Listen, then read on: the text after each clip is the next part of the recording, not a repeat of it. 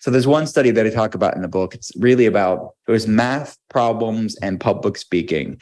So the sort of that stress-shame combination that people can have. And they measured levels of interleukin-6, which is a type of inflammatory protein. And researchers show that the people that had the highest levels of stress and shame had higher levels of interleukin-6. The people that practiced self-compassion had the lowest levels of interleukin-6. When the body is in that stressed state, that will shift the body into that more of that sympathetic state, which will impact inflammation levels, which will impact the gut-brain axis, the connection between the two, and will impact the brain hormonal axis. You're listening to the Digest This podcast, and I'm your host, Bethany Cameron. Hey guys, welcome back to the Digest This podcast. I'm your host, Bethany Cameron. And guys, I'm just so pumped up about today's episode. I interview Dr. Will Cole, and he is the face behind the popular podcast, The Art of Being Well, and New York Times best-selling author. And he just came out with his 4th book, Gut Feelings, where he addresses the shame-fueled relationship between what you eat and how you feel, and shares ways on how to reduce stress and inflammation, not only by the foods you consume, but by changing your mind and addressing past trauma and the emotional aspect. I just finished interviewing Dr. Will, and as you can tell, I am so fired up. In this episode, we talk about diet culture and anti-diet culture and how both are toxic, how shame can be causing gut issues, good foods versus bad foods, and if there is a difference, ways to not obsess over health, all while continuing to follow the diet you as an individual need to support your own health needs. We also talk about the vagus nerve, EMDR, childhood trauma, alcohol, inflammatory foods, and so much more. So without further ado, here's my interview with Dr. Will Cole. So there's a cereal on the market that's taking over. This cereal is vegan, paleo, grain, gluten, and dairy-free, and contains no refined sugars, gums, natural flavorings, or colorings. The texture is extremely crunchy, bursting with flavor, and no weird aftertaste. If you haven't guessed by now, I'm talking about 7 Sundays, and they are selling out in the cereal aisle. They have 3 flavors: real cacao, maple sea salt, and berry, which reminds me of the berry Captain Crunch. So freaking good. They also have grain-free granola, glyphosate-free oat protein cereal, and their newest addition called Little Crispies. Think of Rice Krispies, but instead of rice, they use sorghum flakes to create that crispy sound and crunch in your mouth. All their cereal is tested for glyphosate with a glyphosate residue-free stamp of approval, so you can be sure it's not containing that harmful chemical so commonly found in even organic cereal these days. And I got the hookup for y'all. Okay, here's the deal. Just go to 7sundays.com and enter code LILSIP, that's LILSIP, that's it, that's the code, and you'll get a whopping 20% off your first order. That's 20% off for anyone that hasn't ordered yet. And if you're already a reoccurring customer, you can still get 15% off by using my code. So again, just go to 7sundays.com and use code LILSIP for a discount and explore their clean, Little Sipper approved cereal. What's your love language? Mine is food, and so is my dog's. This is a huge part of how we can show affection to our pups, and they know it. Another way to care for your furry friend is by giving them good health, and that starts by what they eat. So why not combine the two by giving them tasty, delicious food that's actually good for them, not just now, but for the long term? I want to keep my dogs around as long as possible, and I'm sure you do too. That's why I give my pups fresh, living food from Ollie. Ollie offers human-grade recipes backed by vet nutritionists and crafted with culinary experts, and each meal is tailored to your dog's specific needs because not all dogs are the same and each requires certain needs, just like humans. Our dog Pepper, who is a toy Yorkie, and our dog Sadie, who is a Belgian Malinois, both love Ollie's variety of meals to keep things fresh with a variety in their diet. How would you like to be fed the same thing every day for years? Not fun, not exciting, or it's not even good for you. We all need variety for optimum health, and so do our pets. Their favorite is Ollie's beef and sweet potato meals, and the lamb and cranberry recipe comes as a close second, followed by their turkey with blueberries, and of course, the chicken and carrots is always devoured too. Show your dog some love in the way they understand best. Head to ollie.com/digest. Tell them all about your dog and use code DIGEST to get 60% off your welcome kit when you subscribe today. Plus, they offer a happiness guarantee on the first box. So if you're not completely satisfied, you'll get your money back. That's OLLIE.com/digest and enter code DIGEST to get 60% off your first box. Thank you so much, Dr. Will, for coming on the show. Your new book called Gut Feelings just came out and holds so much information on the gut-brain connection, as well as beautiful photos of delicious recipes, such as an almondberry crumble, apple puff pancakes, and Moroccan-inspired lamb burgers, just to name a few. Is this your fourth or third book? Fourth book, yeah. In 3 years? Since 2018. So however many years is that? A few years, a few more years. But it's been a lot. It's been a lot for sure, especially because it's not my day job. My day job is running a telehealth center, seeing patients. But yeah, thank you. I love writing and I love educating people that way. It's crazy. 4 books. And, I really want to talk about your newest book, Gut Feelings. And you talk a lot about the gut-brain connection, and I want to go into that a little bit more as well, but the gut and brain are formed in the same fetal tissue. Is that correct? Mm-hmm.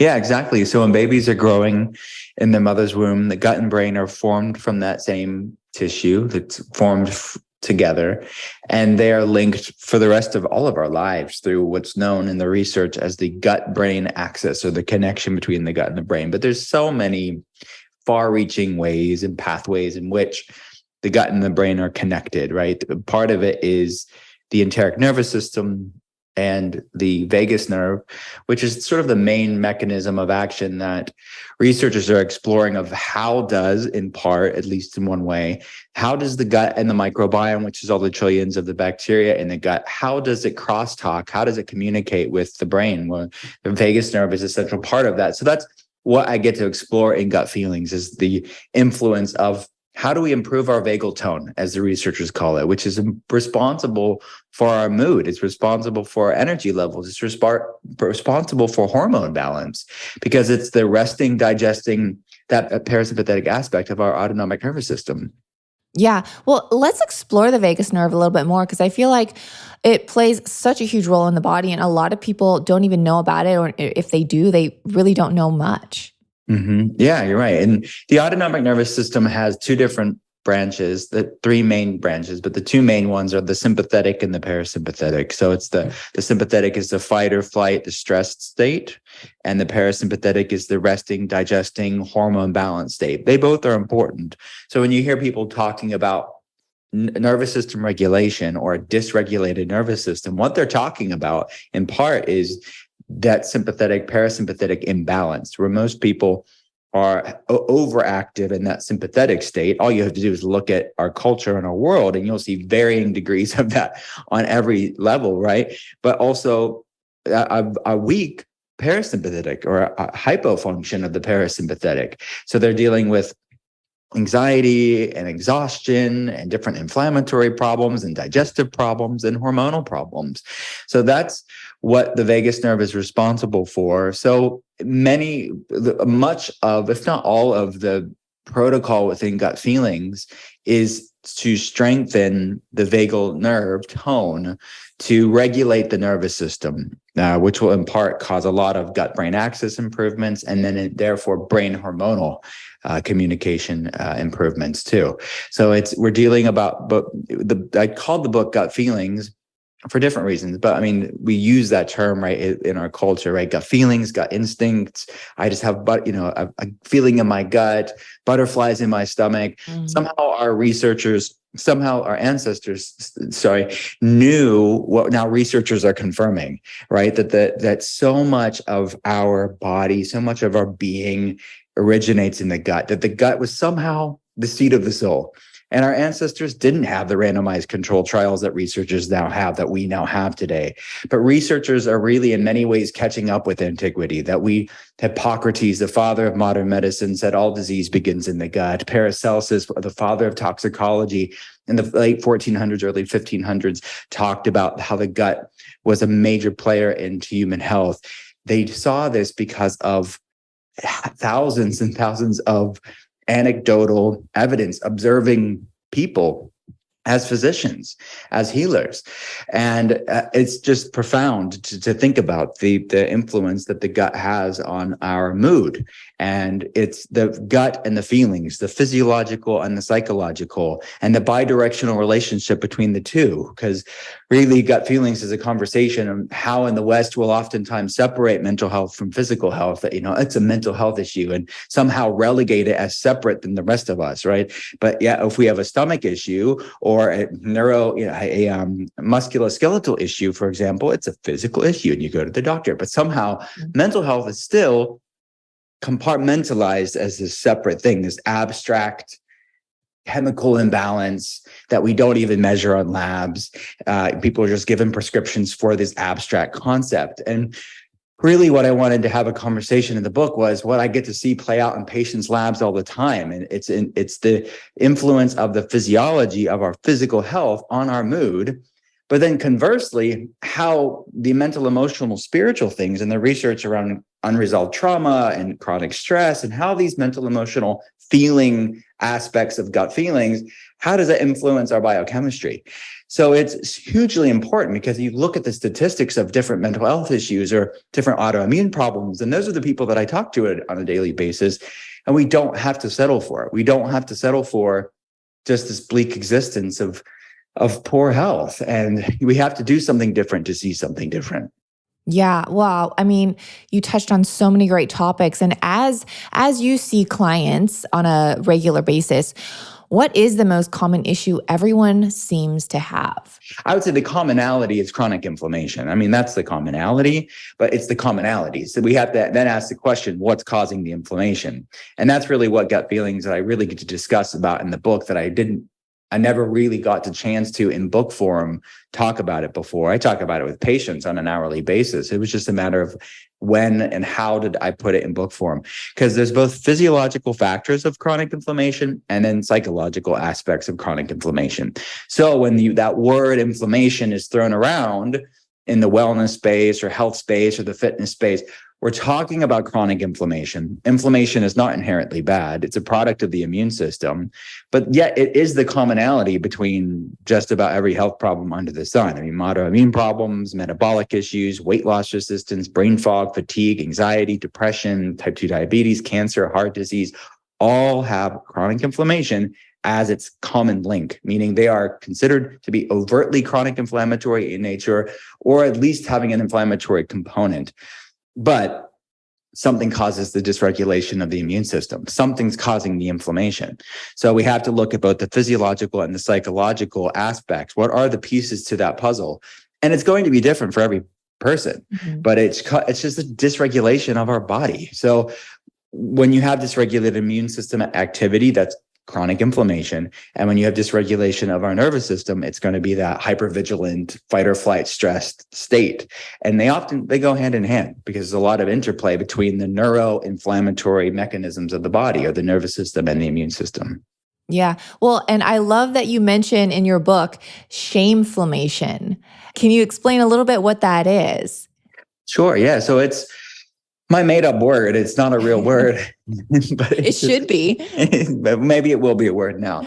But it's just my commentary on the research and the scientific literature around the mind-body connection. I mean, how do things like chronic stress and shame and things that are causing the shame, how does that influence our physiology? So it's a lot of what gut feelings is about is not just about what we're feeding our body, but also what are we feeding our head and our heart? Like, how are we, what are these abstract, oftentimes less prescriptive, less linear, less, more nebulous things like thoughts and emotions? Like, it's very cut and dried for me to say, okay, this is what the research shows as far as food and clinical nutrition and ways to support our physiology and our health and our mood and support healthy inflammation levels from a nutrition standpoint. And I put that in the book, obviously, because that's how the physiology impacts your mental emotional health. But these more complex topics is really what I wanted the meat of gut feelings to be about. These like thoughts and emotions and these neural pathways that we feed ourselves from very young age oftentimes, and how does that influence our biochemistry today? Things from our past or things that we are doing for ourselves and to ourselves in the present moment. So shameflammation is the intersection between the thoughts and emotions and a way that impacts your biochemistry. So something like shame will influence things like chronic inflammation. But what's causing the shame is typically some conglomeration of past trauma, unresolved past trauma, stress, shame. Yeah. Exactly. And then present stress, like you said, someone that's stressed out, they're maybe snapping at their loved ones. They're more irritable because they're stressed. They're maybe not present. They're on their phones because they're stressed and distracted and trying to numb themselves. And they are oftentimes eating foods that don't love them back very often because it's quick and convenient and they're just stress eating. So there's a lot of shameflammation with chronic stress in the present moment, but then obviously unresolved trauma in the past. And oftentimes, at least for patients over the years, it's a bit of both, right? Because it's a part of the food we're feeding ourselves. I call them metaphysical meals. It's like, what are we feeding our body on proverbially through our thoughts and emotions and our experiences? So it's about unpacking that. It's about shifting our focus and shifting our intention towards serving our body with thoughts and emotions that love us back, which is certainly a journey to retrain the brain. I mean, everyone has struggled and can relate to shame in some way or another. And so are you saying that shame actually affects our digestion and gut health? Yeah. So there's lots of growing research in this of the mind state and the influence of our physiology. So our body, first of all, our body does not really, whether it's a real threat or perceived threat, the body is going to respond the same, right? And if the body is already, because of food, maybe, and poor gut health, because of the foods that people are eating, our environmental, the aspect of of this larger plant soil microbiome of the planet and its intimate connection with our own gut microbiome, that's a major component already. And then on top of that, these feeling sides of gut feelings, that is a contributing factor. And for some people, it's a significant factor on the influence that's having on the gut-brain axis, on our nervous system, because it's contributing to that dysregulation. It's contributing to the overactivation of that sympathetic tone, that fight or flight stress state. And it's contributing to the weakness of the poor vagal tone of that resting, digesting hormonal balance state. So there's one study that I talk about in the book. It's really about stress and shame. It had to do with public speaking, which that could be a lot of shame, a source of shame for some people. It's just one specific example in a study. It was math problems and public speaking. So the sort of that stress shame combination that people can have. And they measured levels of interleukin 6, which is a type of inflammatory protein that we can measure. And researchers show that the people that had the highest levels of stress and shame had higher levels of interleukin 6. The people that practice self-compassion, which we talk about in the book and what that looks like, had the lowest levels of interleukin 6, lowest levels of this inflammatory protein. That's just one example in the studies to show that, but I talk a lot more. I mean, we know that stress state will impact the conversion of T4 to T3, the thyroid hormone. 80% of that conversion happens in the liver, 20% happens in the gut. So when the body's in that stressed state, whether that's physiological stressors like the foods that don't love us back that are contributing to that, or these mental, emotional feeling side of it, that will shift the body into that more of that sympathetic state, which will impact inflammation levels, which will impact the gut-brain axis, the connection between the two, and will impact the brain hormonal axis. Wow. I mean, there's so much to take in there. And so you did say inflammation, things that can cause inflammation in the brain to like trauma, shame, stress, things like that. What are maybe some foods that cause inflammation in the gut? There's a lot of bioindividuality with this, right? And I don't want to, I want people to explore what their body loves and what their body hates and not make any overly reductive statements. Yeah, exactly. We can talk about the exceptions for everything. Because I mean, if I hung my hat on like one set of rules or like one set of guidelines or prescription, I'd be proven wrong all day long. It is a lot more prescriptive because there are some things that really don't love many humans back, way more than the feeling stuff, which is nonlinear. But so what I would call the inflammatory core 4 plus 1 would be the 4 things that I see the most often to disrupt the microbiome in most people. And that would be, number 1 would be industrial seed oils, which are things like canola oil, vegetable oil, soybean oil. You can get better for you versions of those.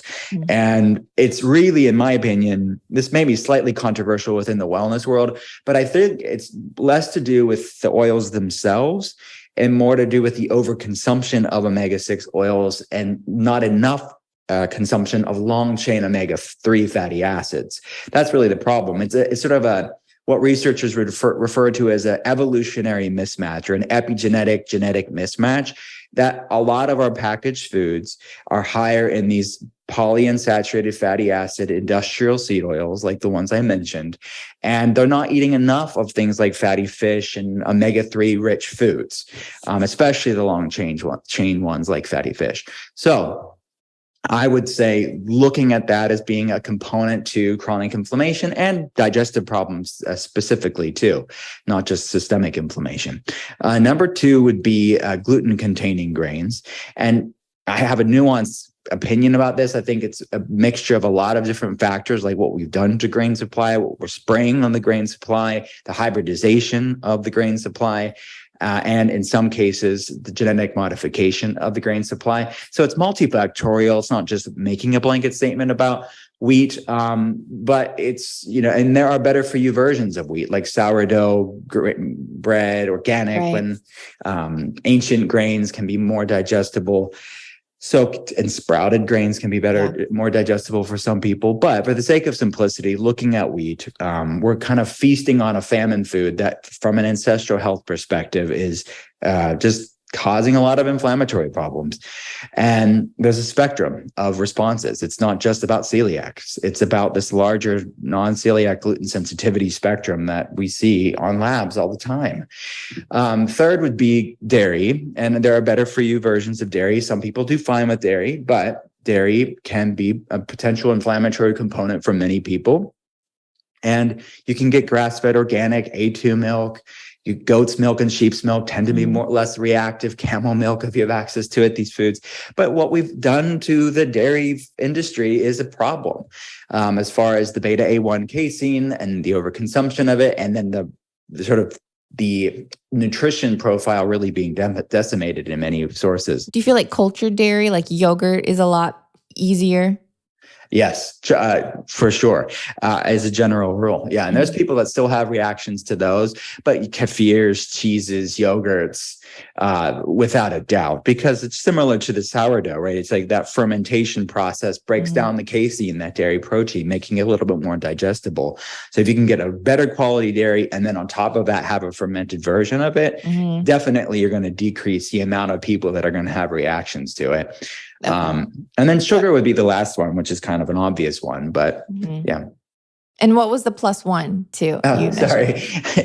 Addition is not my strong suit. Plus 1 would be alcohol. So it is not a food per se, but it's a drink, right? It's a drink. Some people maybe think of it as a food group, but it is not. It is definitely problematic, and it's one of those things that I see still lingering within the wellness conversations. And I'm a pragmatist, and I'm pretty middle of the road with most things. Like, there are better for you versions of alcohol, like a low sugar, low alcohol, biodynamic, organic, dry wine. I think can be fine in small amounts for people. to have a healthy relationship. But I really wanted to have a go at this in gut feelings. It's one of these conversations that I have with patients on a daily basis, for new patients at least. And there's a gut and a feelings conversation around alcohol, because yes, we know what it does on a physiological level. There's no healthy amounts of alcohol. It's a neurotoxin. It impacts the gut health.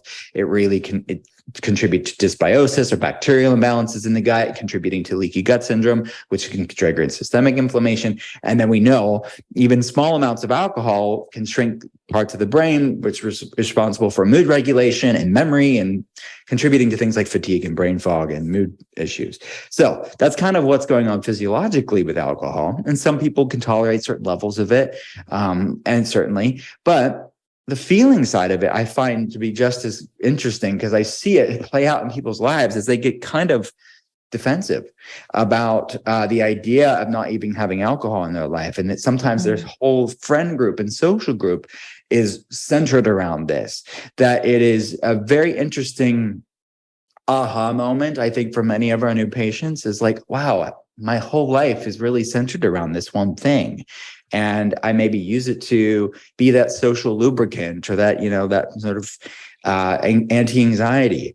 And I want people to have a mindful come to Jesus moment about alcohol in their life, both from a physiological health and also a social health standpoint too. Yeah, well, you mentioned that it does alter our gut microbiome for sure, and it does shrink our brain. And I feel like a lot of people say, well, I don't drink that much alcohol.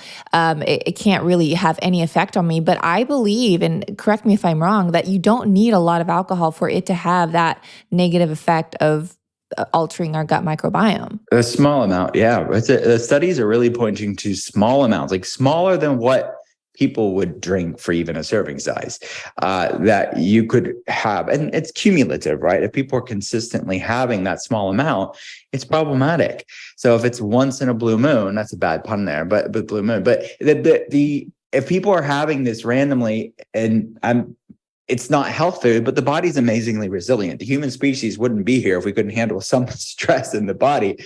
It's the consistent use of it, even like a weekly use of it in small amounts, I see problematic for many people. Because I'll tell you what, when people that have cleaned up their diet, they're doing all the sort of gut and feelings things, but keeping in like the random weekend alcohol, and then they stop that, I really see people that are stuck at plateaus move past it. So don't underestimate even the small stuff, because sometimes it's the small stuff is a powerful piece of the puzzle for your health journey. Yeah. Oh, and then you mentioned too the whole social aspect, and then and then going back to shame, they feel shameful maybe if they didn't partake. And then you go back into that cycle of, okay, I'm feeling shameful. And then that's affecting your gut because of the whole shame aspect that, you just previously talked about. Absolutely. Yeah. I mean, it's completely tied into human relationships and someone's relationship with the present moment, which will impact their mood, impact how they interact with the present moment. There can be a lot of inner resistance, a lot of shame, a lot of anxiety around social situations that alcohol can play a part of it. Whether you're having it or not having it, what's your relationship with it? And what's your relationship with the present moment? And then how do you use alcohol to handle the present moment? These are questions that people have to ask themselves on a personal level. So I'm not being a teetotaler and saying you can't have any alcohol. I'm just saying this is what the research shows. I want you to make a mindful decision for yourself and explore what your body's capable of. And there's so many interesting things that people can do to support their mood. If they're like from a social standpoint, these are mocktails and neurotropics out there, these even like CBD products out there that can be really people are looking to unwind or de-stress. You can do it in a way that loves you back a lot more. Yeah. How important is healthy aging to you, and what does aging actually look like? Well, it's different for everyone, but many signs of aging are happening already. Poor sleep, aching joints, fatigue, reduced muscle mass, and not to mention fine lines and wrinkles. Those are just a few, and that's just the tip of the iceberg, really, when it comes to signs of aging. But what if I told you there was a science-backed healthy aging product out there that could help you and your loved ones reverse aging at the cellular level, resulting in improved long-term health and wellness? You've probably heard me talk about the fatty acid C15 from Fatty 15. It's the first emerging essential fatty acid to be discovered in over 90 years. It's an incredible scientific breakthrough to support our long-term health and wellness, and you guessed it, healthy aging. Based on over 100 studies, we now know that C15 strengthens our cells and is a foundational healthy aging nutrient, which helps, of course, slow aging at the cellular level. In fact, when our cells don't have enough C15, they can become fragile and age faster. And when our cells age, our bodies age too. I personally started taking Fatty 15 over 2 years ago, and I've been a customer ever since. I even got my husband on it.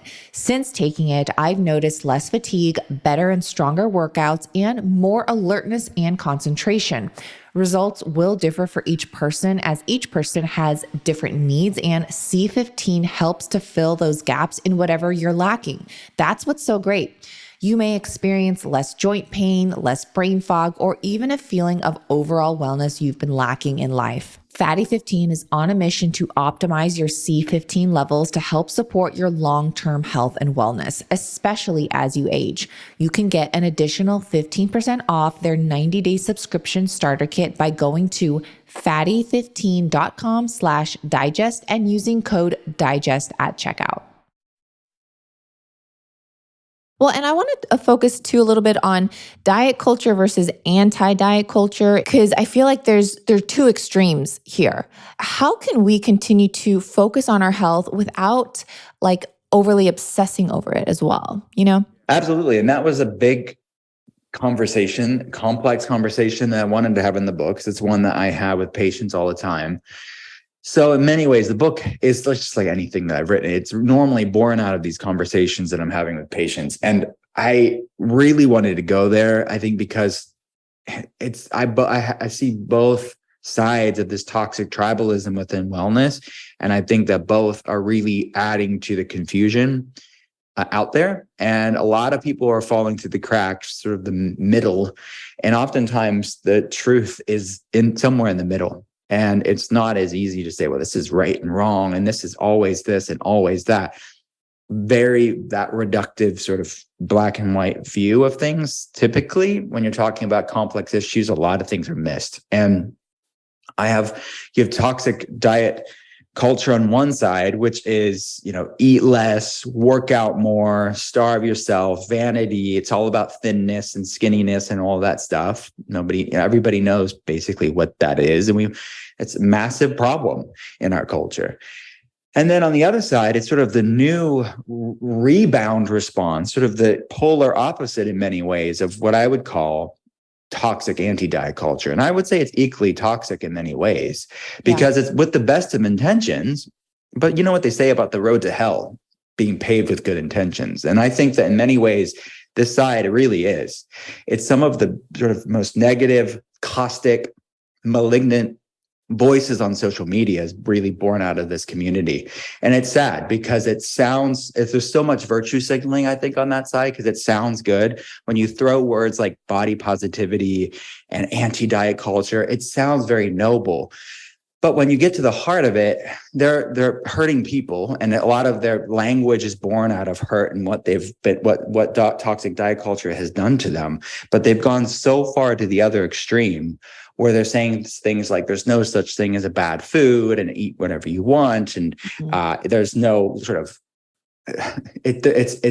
any conversations around food and its influence on physiology is automatically labeled as toxic diet culture. So they sort of shut down any conversation around nutrition. And I think that the middle way of what I talk about in the book is what I call food peace. It's this both and, not either or approach, because shaming your way into wellness is absolutely antithetical to true, like sustainable wellness. As I say in the book, you can't heal a body you hate. You cannot obsess your way into wellness. That is true. But what's also true is the fact that some foods are going to mess up your mood. Some foods are going to impact and contribute to inflammation. Some foods are going to impact energy levels. And avoiding those foods is not restrictive. It's self-respect. Avoiding those foods is not diet culture. It's awareness and healthy boundaries with things that don't love you back. So that's the kind of my functional medicine perspective on that. And I think it's important because you look at what's killing the world. We have a massive metabolic issue. The majority of the human race has some massive type 2 diabetes, insulin resistance, and that doubles your risk of heart attack and stroke. It takes 4 to 10 years off of our life. It doubles your risk of many types of cancer. And many other health issues beyond metabolic issues are largely lifestyle driven.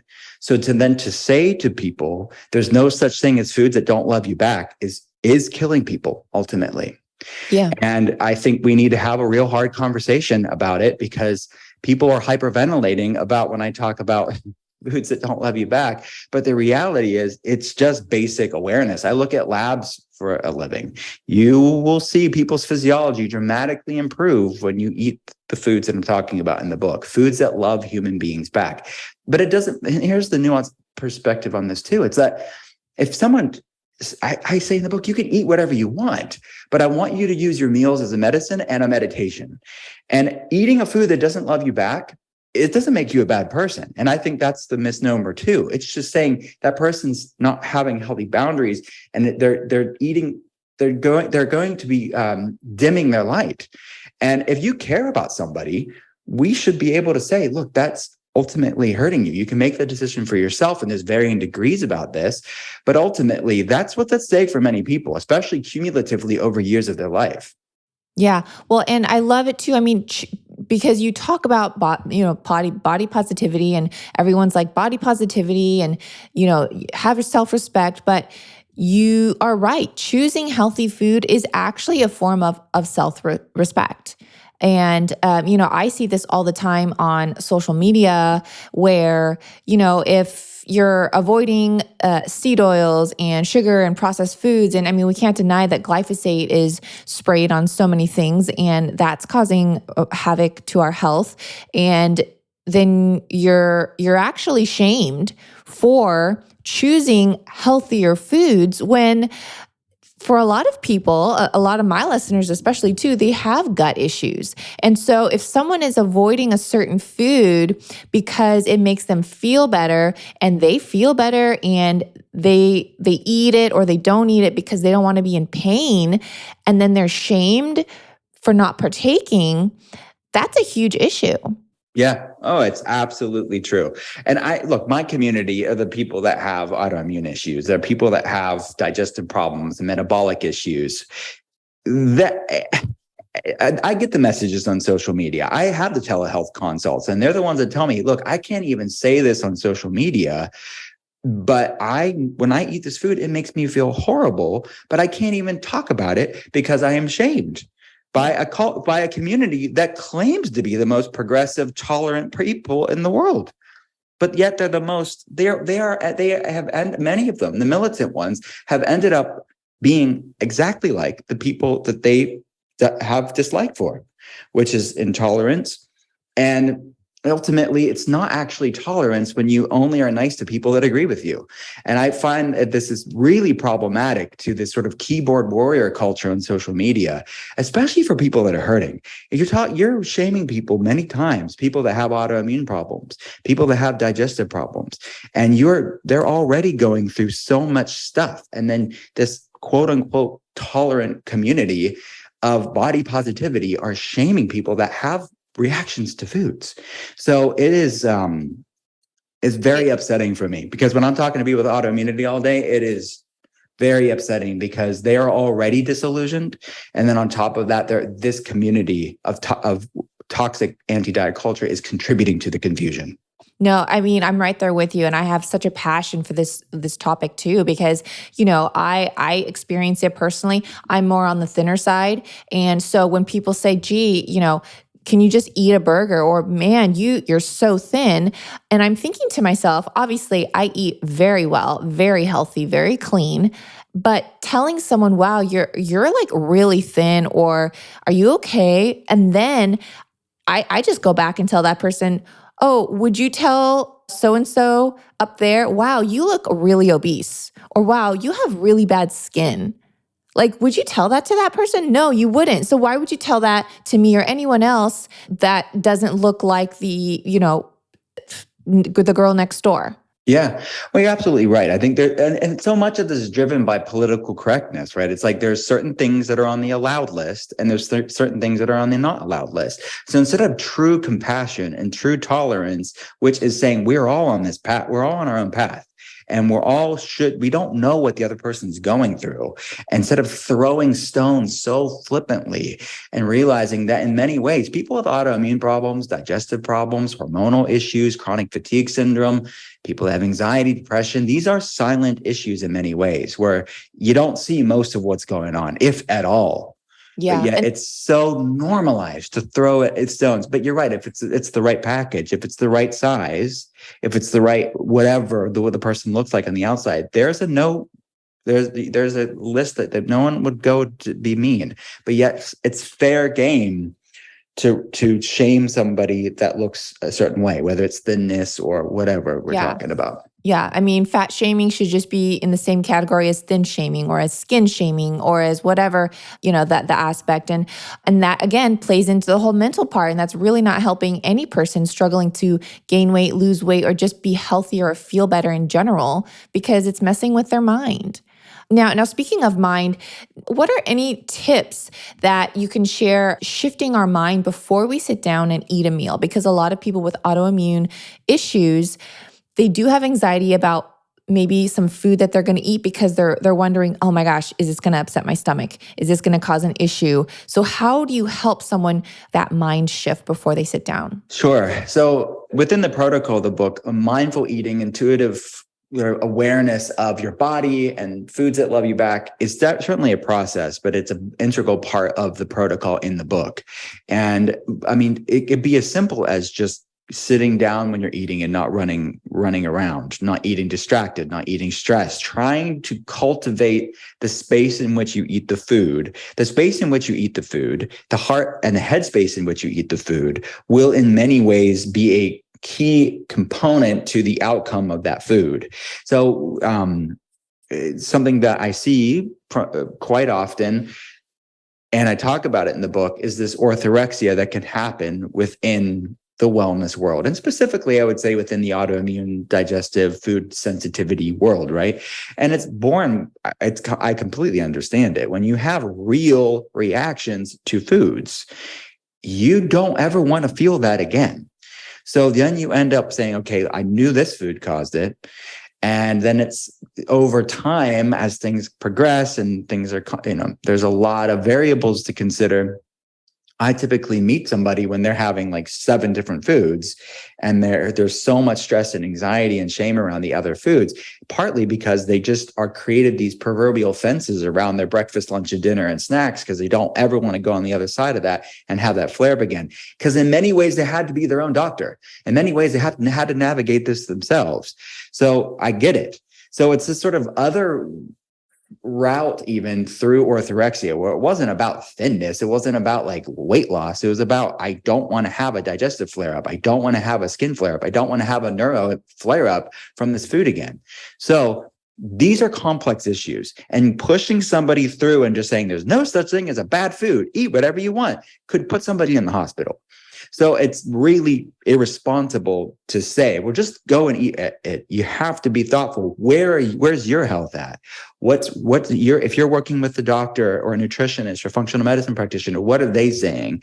And I think part of it is where you're at right now. If you're going through this digestive problem or autoimmune issue, if you're in a flare or came out of a flare recently, where you're at now isn't going to be your forever. keep that in mind, that your body is going to evolve. You're on this health journey. Healing is nonlinear, but it is a journey that you can get out of it. And I see people that are with this sort of finite list of foods really able to do reintroduction over time. So all the caveat around this conversation is, everybody's at a different point in their journey, but I would say meet your body where it's at now. And the analogy that I use is like a proverbial cast. And sometimes you have to have that. If you have a broken bone, you have to keep that cast on for a few months. And when you're talking about gut immune access issues, it could be a couple of years, being a very specific way. And it's not about bad foods or good foods. It's about what foods love me back and which foods don't right now. But my goal of keeping that proverbial cast on is to allow over time to gain resilience and ability to digest and absorb, so that list of foods that love me back can grow and grow and grow and grow. So we can have a lot of diversity. So we have to keep on that proverbial cast for a while, and then over time work on reintroduction of foods and have like that proverbial sling, right? Where we have some movement, we can have some stress on our system, but we don't go just taking off the cast overnight. So, but in addition to the physiological gaining of resilience, i.e. healing the gut, improving digestion and absorption, really getting, if there's any dysbiosis, SIBO, histamine intolerance, oxalate sensitivities, intestinal permeability issues, that physiological mending will take time to digest and absorb foods appropriately and have resilience. But simultaneously, because of that trauma around food reactions and flare-ups, there has to be a retraining of the nervous system. So this is a paramount component to dealing with both the gut and the feeling side of it when you're coming out of food flare-up trauma. So practicing things like breath work, practicing things like somatic practices, practicing things like gratitude and present moment awareness, just like mindfulness meditation. We implement things like EMDR for people that have trauma. We implement things like limbic system retraining, like primal trust or DNRS. I mean, whatever the tools have to be within that toolbox, that is going to be needed. So it could be something as simple as just present moment awareness when you eat. But we know when you're talking about these big complex issues like GI issues and autoimmune problems, they're going to need some other tools within their toolbox for sure. Yeah. Well, and you had mentioned EMDR, and that stood out to me because I actually have an EMDR machine, and I used to do it with my therapist when I used to go, and we would do it there. And then I actually bought the machine. But explain a little bit about what that is for people that don't know. Sure. So it could be any type of trauma that you had in your past that someone could be a good candidate for this. And you would typically go to a therapist that is trained at EMDR, and there's telehealth therapists that can do EMDR. There's obviously in-person therapists that are trained at EMDR, but it stands for eye movement desensitization and reprogramming or reprocessing. And it involves replaying past traumatic thoughts in your brain with a therapist and moving your eye in certain sequences. And the theory is to almost metabolize and cathartically clear stored traumas in the body. It's a sort of a nervous system reprogramming in many ways, where that hypervigilance, that sympathetic fight or flight stress state can start to modulate, calm down, and that parasympathetic, that vagus nerve tone can increase. So it's been used since I think the 80s. It's not new, but I think that it's grown in popularity because I think the research around trauma and its influence on our physiology has grown in awareness as far as like the mainstream zeitgeist and pop culture awareness of these things. So tools like EMDR are a promising tool within the toolbox when you're talking about the somatic, like the physical storing of trauma in our body and how that's influencing our gut-brain axis. Because I see people, we're dealing with the physiological stuff of getting the gut healthier, improving resilience in the gastrointestinal system. But the feeling stuff is, for some people, a significant piece of the puzzle. And I see food sensitivities go away whenever people are consistent with these tools over time. It's not a quick fix issues. They're not quick fix tools, but they are tools to start to retrain that nervous system and how the body is digesting food or just existing. Amazing. Amazing. Yeah. And I know we've talked about trauma, previously, but I want to go in a little bit deeper in childhood trauma. Can childhood years ago, and now you're an adult, can that actually still have an effect on our health issue? Yeah. So I talked about several studies in the book of how children, people that have had big T trauma, like childhood trauma in their life, are more likely to have autoimmune problems, metabolic issues like type 2 diabetes issues, weight loss resistance, and things like chronic fatigue syndrome, and I said autoimmune issues, and of course hypervigilant nervous systems like anxiety disorders, depression issues, like things like that. So that's what researchers are really exploring of these adverse childhood experiences, and that's something that we quantify for every telehealth patient. We have them fill out an ACE questionnaire, and the research shows the higher your adverse childhood experiences are, the higher your score is, you're more likely to have health issues later on in life. It doesn't mean that's the only component. It's a combination, a confluence of factors. People can have a high ACE score and not have any of these problems, but it is correlated and associated, and certainly a component for many people. And it really is a piece of the puzzle. And we can't change that experience, but we can change how your body is storing it. We can change how your nervous system has sort of regulated around it or dysregulated around it, to start to retrain that limbic system. So the answer is yes. And we talk about really intimate things like, was there physical abuse growing up? Was there sexual abuse growing up? Was there neglect growing up? Was there substance abuse in the home growing up?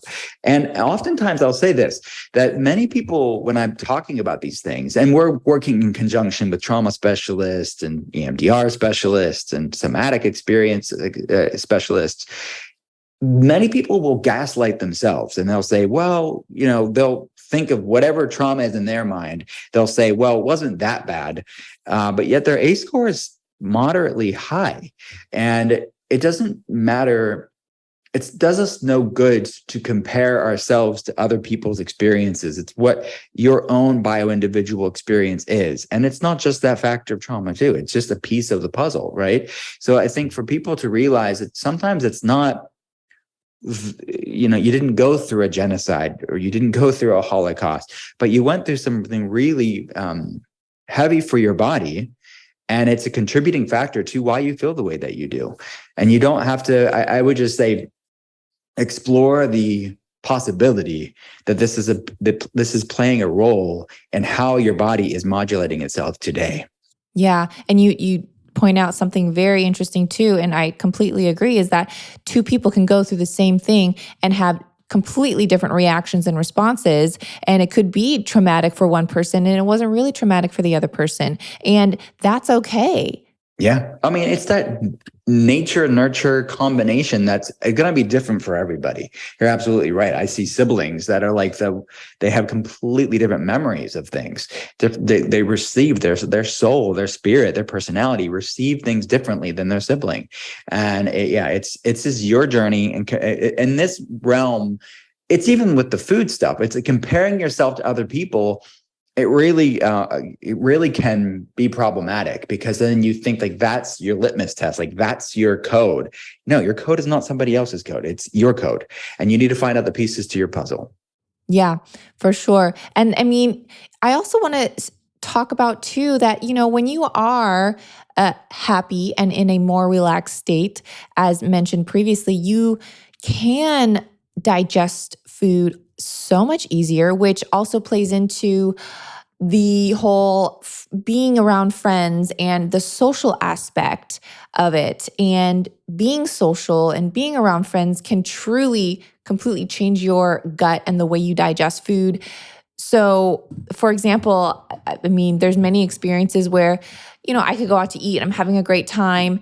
I probably don't even know everything that's in the food, but I'm in a more relaxed state, I'm having fun, and I digest it fine. And then other times I'll have that same food, or I'll even have like a quote cleaner version of the food, and then I still get a digestive upset because for whatever reason I was stressed in that moment. So being around friends, being happy can truly just alter the way you digest the food.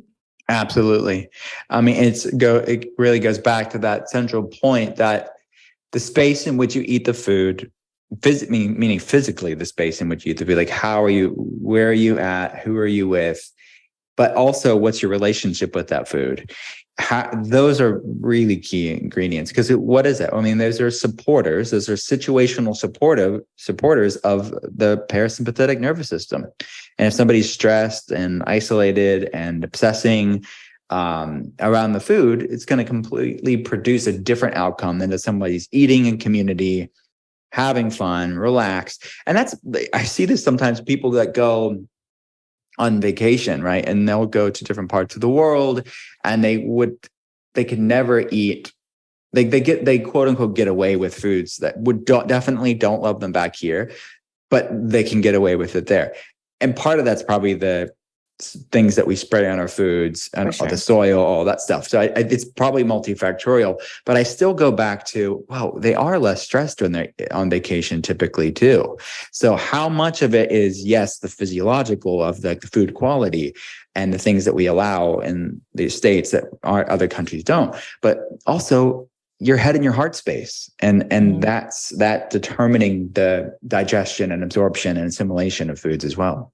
Yeah. And it's just something I really love about your book, Gut Feelings, is you really address the whole aspect, the whole body, and a lot in the mind. And I feel like what most practitioners are doing the Western medicine way is, if someone's depressed or they have anxiety, they give them a pill. And more often than not, that will cause digestive issues. And then it's another circle. And then those digestive issues are causing the anxiety and the more depression. And it's like a never-ending circle here. And I love that you, in your book, Gut Feelings, really go at it and try and go to the root cause so that people can truly be free. Yeah, thank you. Yeah, I want that. I want that for people. I want them to have freedom to live the life that they were created for, to do the things that they were loved and passionate about, and be their own N of one experiment. So it's not somebody on social media or on a podcast pontificating and saying, this is the path. I want people to find the path for themselves. And it's okay to ask questions. It's okay to evolve. It's okay to pivot. It's okay to experiment with things without being labeled one thing or another, or seeing yourself or seeing your life as a failure if you evolve and pivot. So there should be a grace and a lightness. And, that's my podcast is called The Art of Being Well for a reason, because there's a science and an art to it. And we can use the best of science to our availability. But ultimately, there's a lot of nuance and context, bio-individuality when you're talking about somebody's life. And there's a lot of just anecdotal, like intuitive wisdom that people can have and tap into themselves and have the best of both worlds. Yeah. And I feel like it's always like the chicken or the egg question, like, does our diet and gut health affect our brain, or does our brain really affect our gut health? And, I believe there's really no answer. I think it's both. It's a bit of both. Yeah. It's crosstalk. It's bidirectional. Absolutely. So you have to deal with the both and that's like I've been on some podcasts and they'll be like, well, what's more important? It depends on the person, right? It's like some people physiologically have a lot going on, and it is mainly due to the foods that they're eating. So maybe their ACE score is really low. Their chronic stress levels are really low. And those unicorns do exist from time to time. It's not common, but they're mainly, it's just like the foods they're eating. They're relatively, I don't want to say easy cases, but they're less complex, that over time, their body's going to rebound relatively quickly, as this example, right? But then some people, so much of their sort of gut feelings pie chart is more on the feeling stuff. And it's like, no, their massive needle movers are going to be predominantly there. Their ACE score is really high. They've cleaned up their foods that they eat. They are eating foods that love the average human back. And it's not about getting more obsessive about foods. It's about really looking at this feeling side of and how that's influencing their biochemistry. For most of us, it's going to be a bit of both. For both of us, it's going to be this negative feedback loop of gut influencing feelings and feelings influencing gut. And we need to deal with both gut and feelings. And that's why within the protocol of the book, every day there's a gut tool and a feelings tool. So you really can nourish both sides of this bidirectional relationship. Yeah, I love it. Well, thank you so much, Dr. Will Cole, for coming on the show.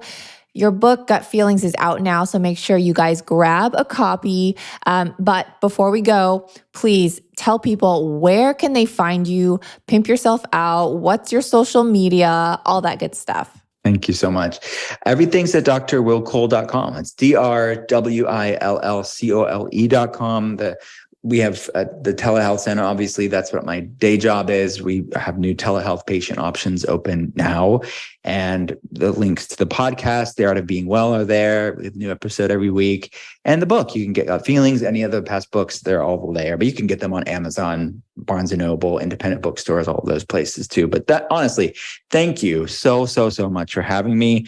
And I love talking to people that get it, and also that really know what it's like to go through the trenches. And I could tell just from our conversation that you get it. So thank you. Thank you.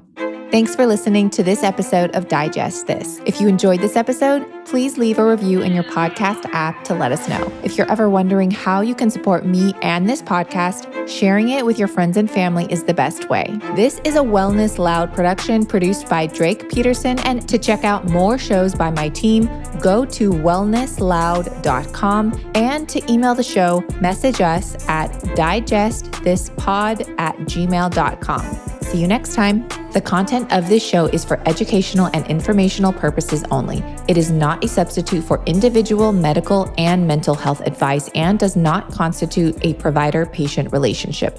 As always, talk to your doctor or health team first.